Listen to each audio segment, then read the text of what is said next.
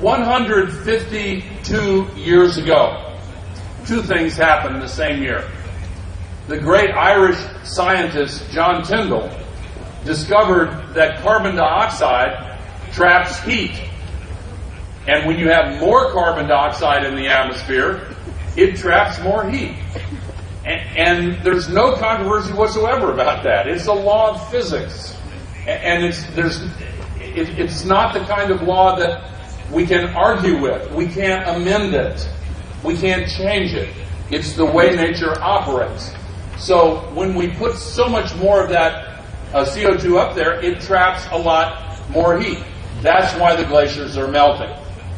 That's why 2 months ago in Greenland, a big block of ice 4 times larger than Manhattan Island, where New York City is located, broke off into the sea, off the northern coast of Greenland. That's why the Arctic ice cap, the North Pole, which is roughly the size of the continental United States, is melting. And 40% of it has disappeared just in the last 40 years. And all of it will disappear during the summer months within the next 5 to 10 to 20 years. Now, that's floating ice, so it doesn't affect sea level when it melts. Greenland, on the other hand, is land-based ice, and Antarctica is land-based ice, and there is enough ice in both places which, if it melted or all slipped into the sea, would raise sea level worldwide by many meters. And the projection now is for a minimum of 1.5 meters in this century, and perhaps considerably more. Each meter of sea level rise produces 100 million climate refugees. We have already seen in low-lying places like Bangladesh, subsistence farmers who used to rebuild their lives every 20 years, now they have to rebuild their lives every 4 or 5 years. And so they're giving up and moving to the cities and crowding into those cities. Low-lying island nations, perhaps you've seen the news stories about some of them making plans to move their entire populations. One of them in the Maldives, the president there just had a cabinet meeting underwater in scuba gear. And of course the reason why he did that was to try to get your attention and the attention of the rest of the world, to say, help, my country is disappearing. And there are many small island nations in that situation. They put a new line item in their budget this year entitled Fund to Purchase a New Country. Bangladesh can't do that. And many low-lying cities are threatened by this sea level rise that would come if global warming is not addressed. But I want to come back to what I started to describe about the consequences of so much more moisture in the air. I told you at the beginning that the Grand Ole Opry in Nashville was closed. It just reopened last week. Here's why it closed. On May 1st, May 2nd, and May 3rd, it rained, and it rained, and it rained. No one had ever seen rain like this. And thousands of my neighbors were wiped out.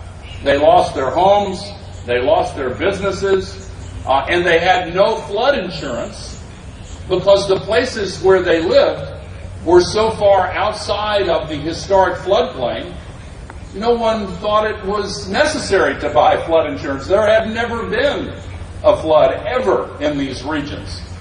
But the scientists and the U.S. Army Corps of Engineers said after this rain, it was a once-in-a-thousand-year rainfall. There have been many communities and cities around the world that have experienced these once-in-a-thousand-year rainfalls, once-in-500-year rainfalls. I got a telephone call 6 weeks ago from the president of Pakistan, who asked me if I would convene a group of scientists who could help him answer the questions that the Pakistani people had after it rained and rained and rained there. And you may have seen in the news coverage the historic flooding there. He told me that their previous largest flood in the 1920s was terrible, but that this time around there was 5 times as much water released.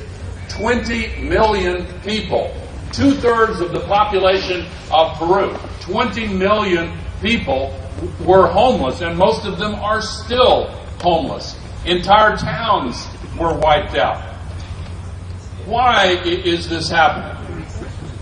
The scientists tell us that when a rainstorm drops precipitation in one area, there is a well-known effect that causes that storm to pull moisture from a large distance around into the rainstorm. And when the humidity goes up by 4%, that effect is accentuated. They have predicted this for many, many years, and now we are watching it unfold. And the consequence is we have many more large historic downpours. And a much larger percentage of the rainfall comes during these one-time large storm events. I mentioned before that the hydrological cycle, or the water cycle, is speeding up. Well, this has consequences, because when the rain comes in these big storms, they don't recharge the underground aquifers in the same way. What they do instead is they strip the soil off the ground much more powerfully. And the soil silts the bottoms of the rivers and reduces their ability to drain the floods. Now, another aspect of this increased heat on water is that when the water goes in the soil, it dries out more quickly. So it's ironic but true that at the same time the world is experiencing much larger floods, it is also experiencing much deeper and stronger droughts.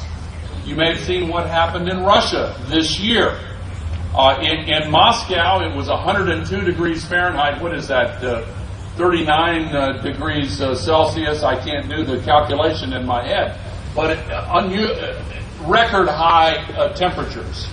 And the drought caused them to pull their grain off the world market. So food prices worldwide have been going up. And of course, that's a cycle that you see from time to time. But the head of the United Nations Food Agency said 2 days ago that we now have to have all-time record crops every year, or else we are in trouble. So in the large agricultural growing nations, when these deeper droughts have an impact on food growing, it again creates hardship, especially for poor people, and especially for developing countries. The Minister of Agriculture in the Philippines told me recently that his grandfather and father had taught him that the rains come to the Philippines the first 2 weeks in June, and the farmers can plant according to that long-established pattern. But now that pattern has been disrupted, and the farmers are asking him, what can we do? When can we plant? We don't know anymore. And the disruption of the predictable features of climate patterns and weather patterns is also something that has an impact particularly on developing nations. In Russia, after after the heat, then the fires started, and perhaps you saw that on the news. Their records go back 1,000 years, and their scientists say that in that 1,000-year period, they have never seen anything like it. A couple of years ago, Australia had what they call a once-in-a-1,000-year drought, and then they had the worst fires that they have ever had. So my point is, if we have once-in-a-1,000-year rainfalls, 1,000-year droughts, 1,000-year fires, and they're occurring in many places around the world in a pattern that is exactly a match for what the scientists have predicted would occur, it is time to respond to this. There is also a pattern by which plants and animals that have evolved in bioregions that have been stable for a long period of time, when those conditions are disrupted, then they have to move. And as a nation that has mega diversity and is rightly proud of it, Peru has at risk of the sustainability of this great biological diversity. In fact, the biologists tell us that 50% of all living species on Earth are now at risk because of the climate crisis during this century.